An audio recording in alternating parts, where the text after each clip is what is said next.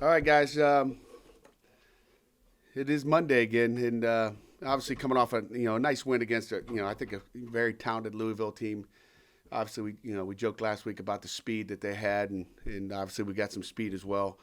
Our kids played hard. We obviously weren't perfect, and there's a lot of stuff we watch on Sunday night. In really all phases that obviously we could fix. But defensively, we were pretty strong. Had a busted coverage for a touchdown. Really two busted coverages for touchdowns. One in the passing game in the red zone after a turnover in a sudden change situation, and really in the run, versus an unbalanced formation that was a little bit different. Popped us, and again, we didn't line up perfectly, which I didn't know from the game field. I thought it was just a fit problem. But obviously, always things we can clean up on defense. Offensively, really did some good things. Encouraged with our run game and how we're moving the ball, in what we're doing in that part of the game, which is better than where we've been a year ago. And I think just every week, if we can continue to get better there, hurt ourselves in the red zone when we get down there. As much as I'm happy for Kessman, if he sits on the sideline and kicks into a net all day, I'll be excited for him. He can just kick into the net. He's never missed one in the net yet. I'm happy with him over there, but we just got to score more when we get in the red zone. But as you watch the tape, it's like one guy here, whether it's a throw, a catch, a block, it's just one guy. And that's how offense goes. And quite honestly, that's how defense goes. One guy doesn't do his job. We got an issue. And then special teams obviously saw some great things. There were some emphases we made, with our kickoff team, our punt team. We had two penalties the week before. Our gunners weren't very good. And, we kind of went old school and kind of turned back the time a little bit on that. And Kirk is kicking really well right now. And our coverage was much better. We lined up better. We didn't have those issues like we did against Syracuse. And then obviously the field goal team, just changed up some things we're doing and tried to make it more realistic. I think I might have told you Thursday we had, all the team yelling and screaming at them just to get them locked in. Whether that had anything to do with it or not, I have no idea, but obviously he had a lot of success there, and I think that's all I got. So we got a great, North Carolina State team. We know they're athletic. I know, 2017 when they came here, they beat us, and I haven't forgotten that game. Went and watched that game late last night, and have worked, the Wake Forest and Virginia Tech games this morning, and watching a lot of Texas tape. Obviously, that's where their coordinator came from. He's a Youngstown, Ohio guy, and so we're watching a lot of Texas stuff. Pat, last night when you went back to rewatch the 17 game, what stood out to you? Anything, even just like little things, just like pop up, and you're like, oh, I remember that, or whatever. Yeah, I remember they're really athletic. I mean, they had a lot of guys drafted off that football team. I think if you count them up and put them in the NFL right now, they were a really, really talented football team. We ran into a buzzsaw with they're talented now, but they were really, they had Chubb at D end, and they were, Samuels, who is next door this week, at tailback, and really Mr. Do-It-All in the backfield for them. They were really good. Tailback is one of the I forget his name, but I'm sure he's somewhere. But he's not there now, I don't think. But he's probably somewhere in the NFL. Their D-line, their O-line were a bunch of first and second round draft choices from what I recall. But they were really good, and we had a battle. We didn't get blown out, and we were young that year too.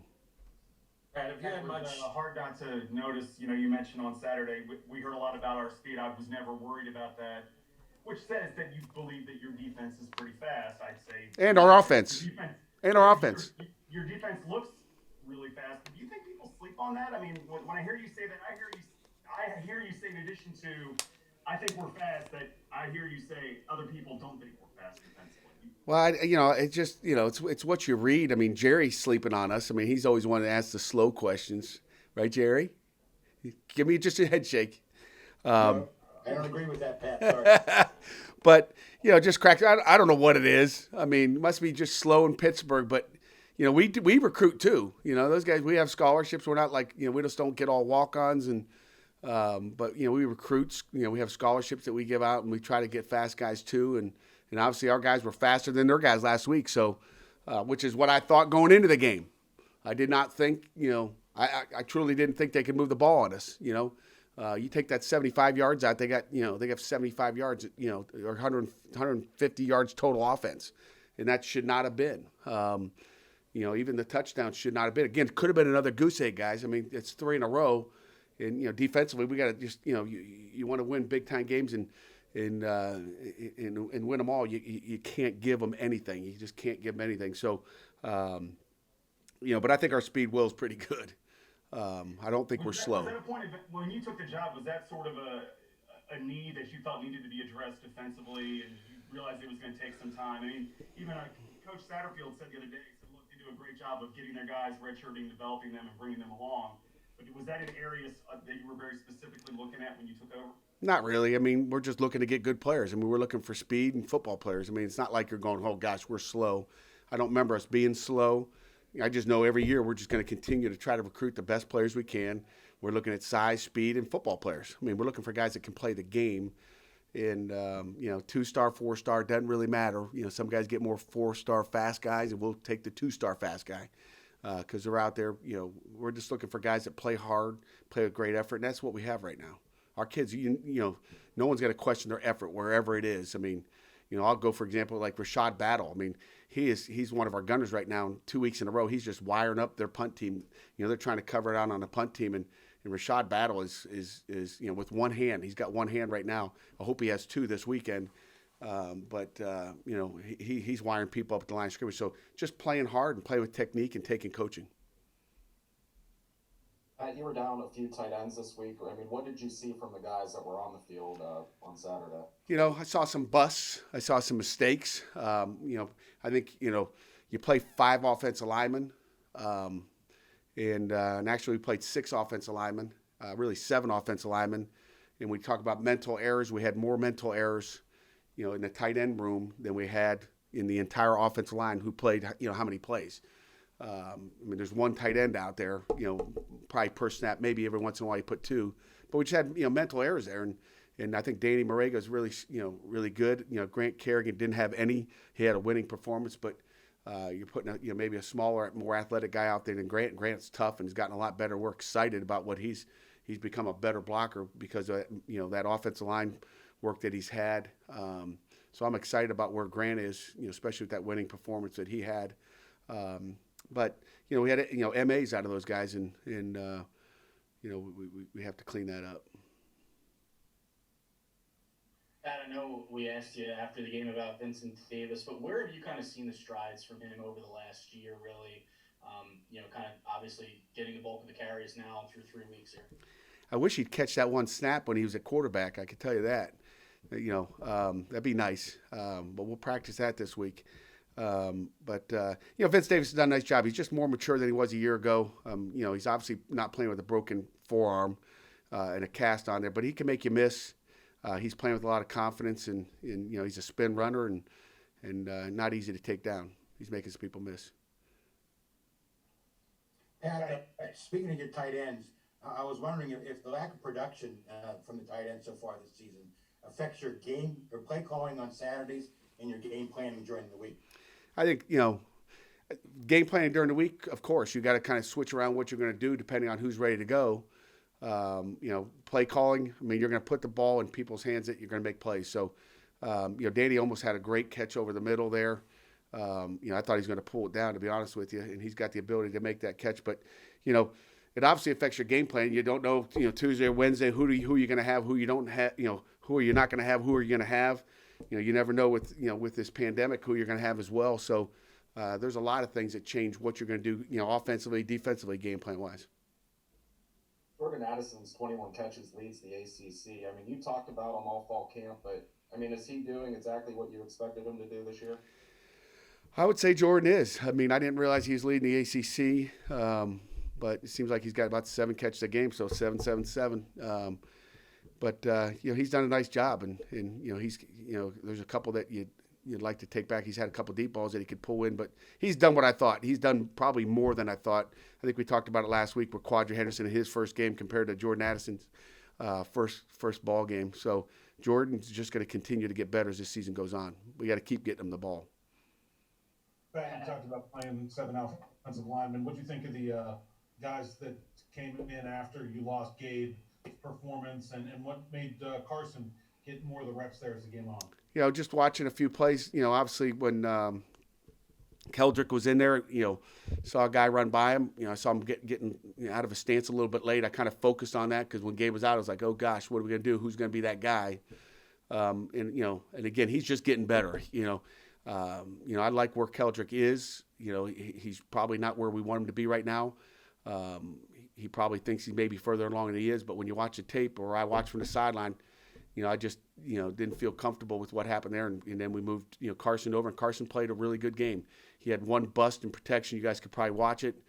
He saw a corner coming, and, he had there's a guy that's like 260 in front of you or 280, whatever he is. And then there's a, 185-pound guy there. He jumped out and tried to block the corner and left a big old 5 technique for Vince Davis to block, Vince is starting to go after the corner, and then Vince has got to come back and block the 280-pound DN. So little things like that.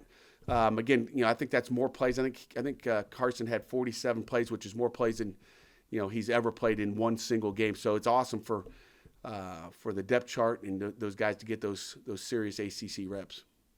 Matt Fortuna, our newcomer, I believe, has a question. Matt, please go ahead. How's it going, Pat? Hey, these guys are quick. I saw you on mic it, Matt. I'm in the room being called on. What's it do for a defense when you have so many guys who can get after the quarterback so often? I think you have 5 guys who have multiple sacks through 3 games so far. Just as far as the morale, the makeup, the sideline, what's that do for the overall well-being of the defense? I think it gives everybody a lot of confidence. I'm sure it gives that secondary a lot of confidence. It gives everybody confidence. I think it gives the offense confidence that, they got to block those guys up front. And, Deslin goes right into that. Deslin had some TFLs and made some plays in the backfield besides Patrick having an unbelievable game and Rashad. I think, having those guys on the edge, certainly changes things offensively.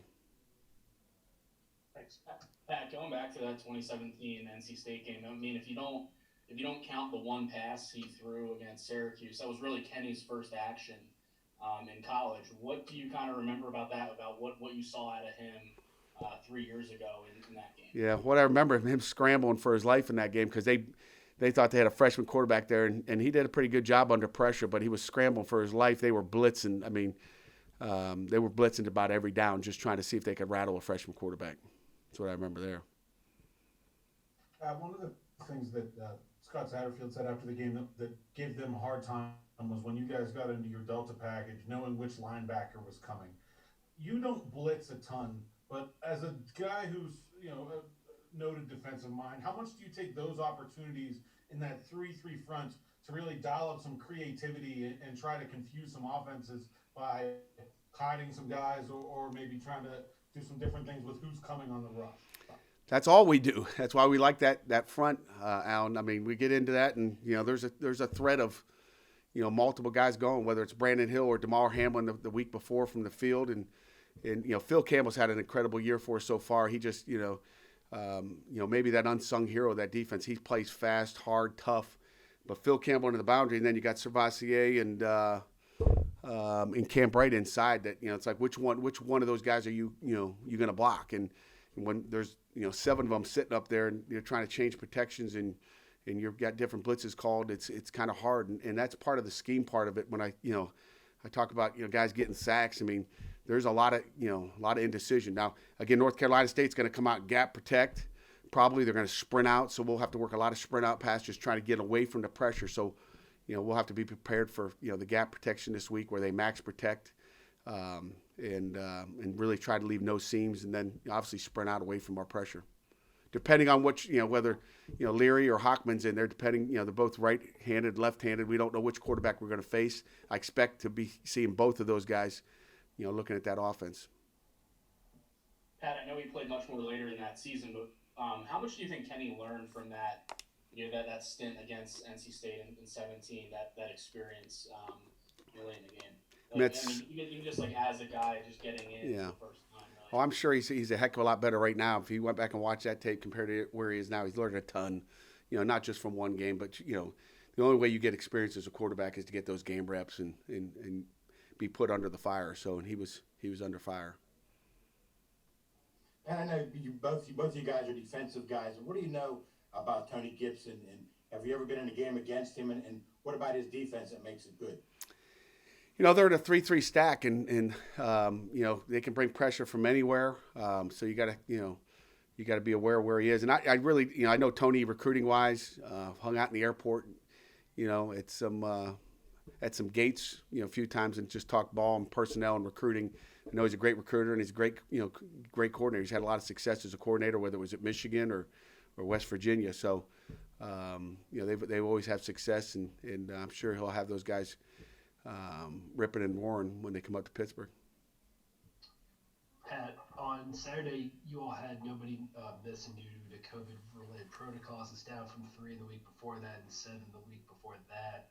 What sort of measures or steps did the program take, or has the program taken to sort of control that and to get things, to get those figures down? Our figures have been low from the beginning without getting into numbers, Craig. I mean, they've been really low.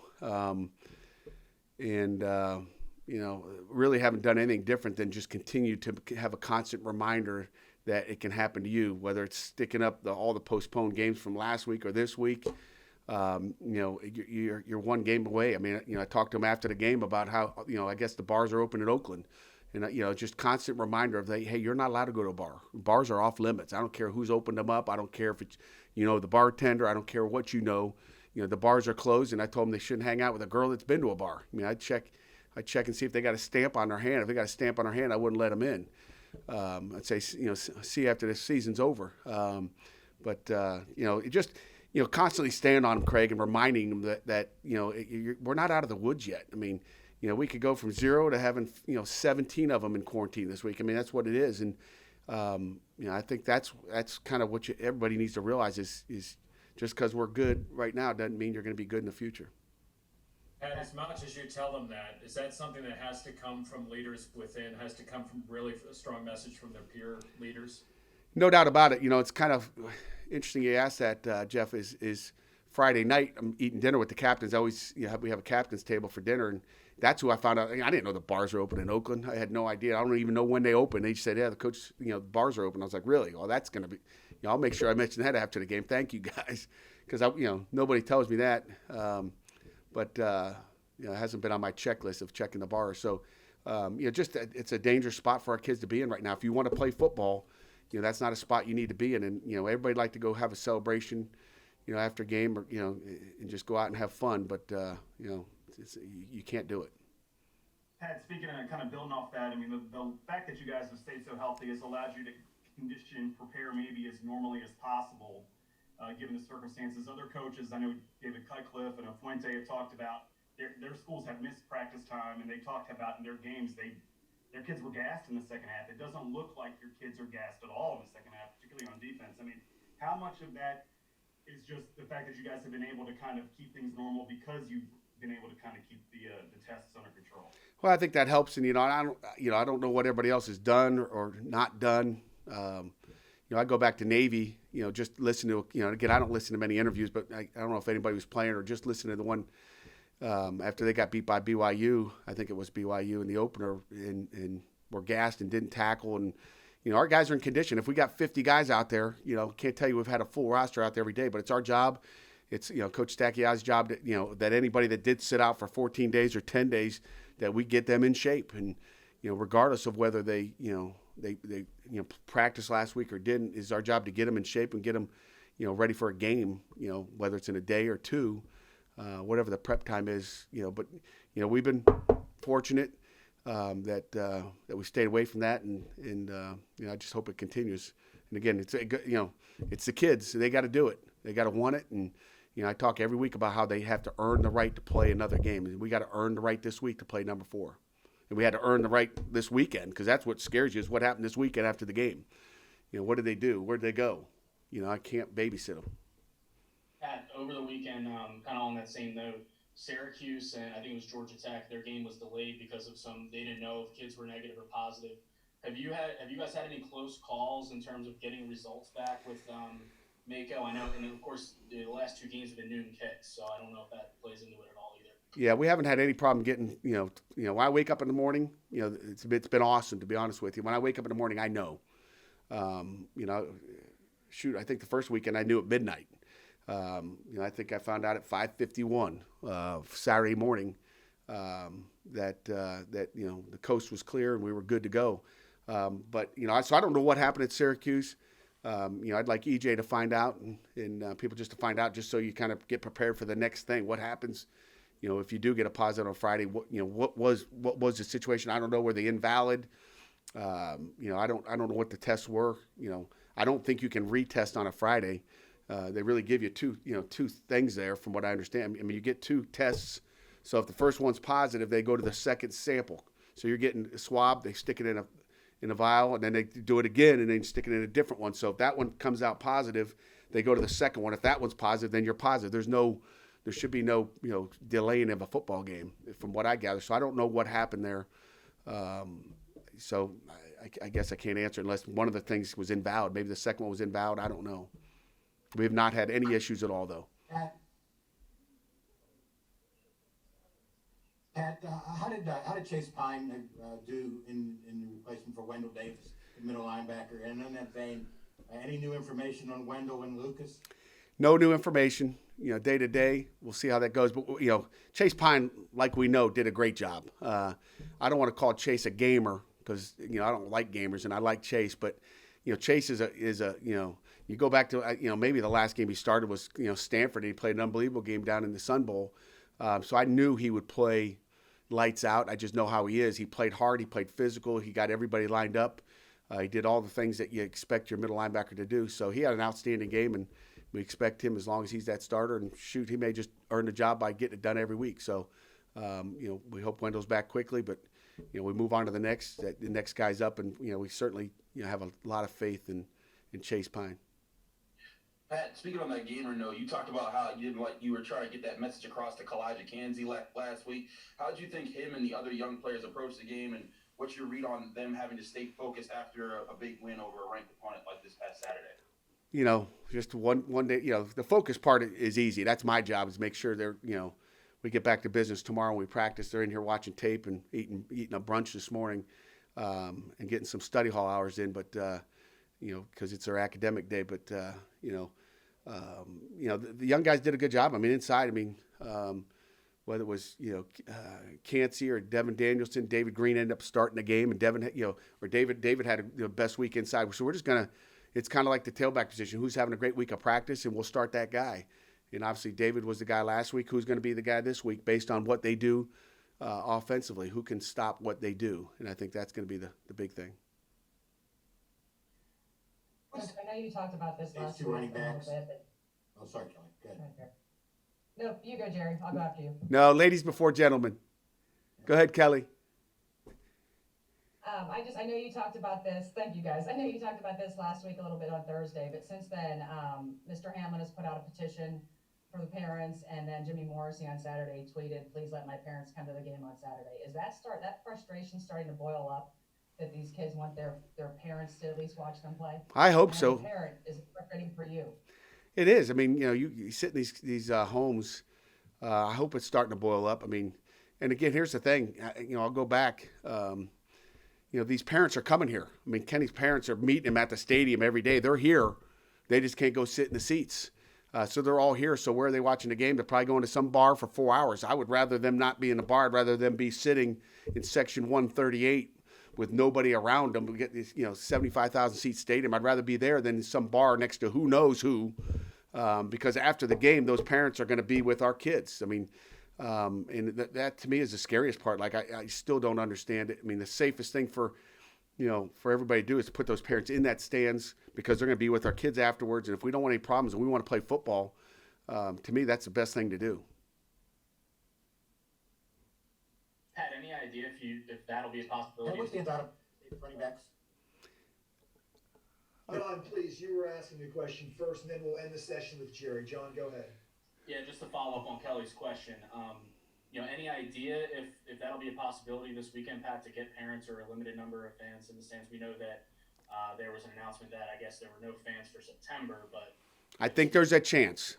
We don't know right now, but I'm going to say my prayers tonight, and there's a chance. I don't know when we'll know, but I think there's a chance for sure. For parents or just a small amount of fans? Parents would be the number one thing, I think, is, I'd be fighting for number one is the parents, but there's a chance for anything. Who knows? I mean, the governor's going to make that decision. That's not for me or Heather Like or the chancellor. That's for the governor to make that decision to make sure we're all safe, and we trust that he'll make the right decision. We all want the parents to come. We all want our families to go. We want the fans to go. I want the band to go. I want the Panther pit to go. I want everybody to go. But the governor's got to do what's he feels best for everybody involved, and I'm sure he will. But the smaller it is, I think it's even safer. And we hope and pray. Jerry, you have a question? Yeah, this may not be as good as Kelly's question or John's question, but I was just wondering about NC State's running backs, Pat, and Person and Knight, and exactly what they do that most concerns you. Yeah, they got Pearson is really listed as a starter right now, and I think they're both really good. Knight is big. He looks big and physical and fast.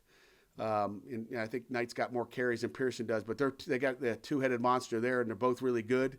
They run a lot of inside zone, outside zone, some similar runs that we saw last week, even out of some similar formations. So, the offensive line is really good up front. So, and they got speed out there. Matter of fact, they got big wideouts. I mean, you look at the Devin Carter kid, 6'4", I'm not even going to try his name. Amika is his first name, 6'3", 220 pounds, I believe. They got some big wideouts out there, and I know the receiver coach George McDonald, who I've worked with at Northern Illinois in the past, is a great receiver coach. So I know he'll have those guys prepared.